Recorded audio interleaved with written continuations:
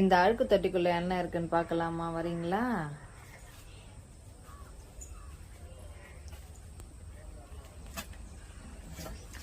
இந்த அழுக்கு தொட்டிக்குள்ள கோரா ஃபிஷ் இருக்கு.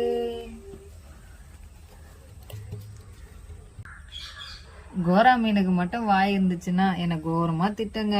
அதுவா சொல்றதுக்கு முன்னே நானா கிளீன் பண்ணிடலான்னு முடிவு பண்ணிட்டேங்க.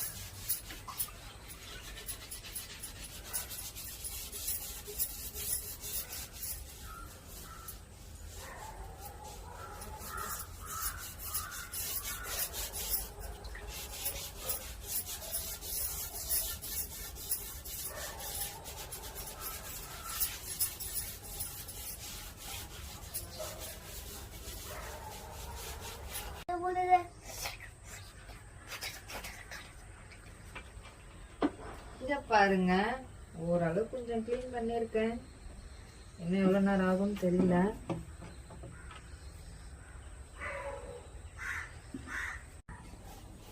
முன்ன இருந்ததுக்கும் இப்ப இருக்கிறதுக்கும் எப்படி இருக்குன்னு சொல்லுங்க. இப்ப நல்லா தொடச்சிட்டோமா இன்னும் நல்லா கிளீனா இருக்கும். இப்ப தண்ணி விடுறேன். தண்ணி விடுறதுக்கு அப்புறம் எப்படி இருக்குன்னு பாருங்க.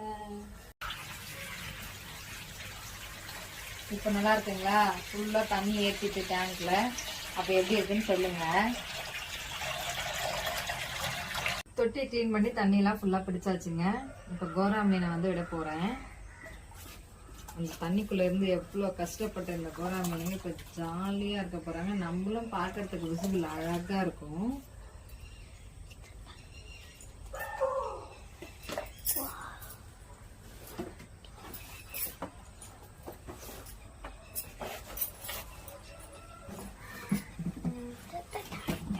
இப்படி இருந்த செட்டப் தாங்க. நல்லா இருக்குங்களா?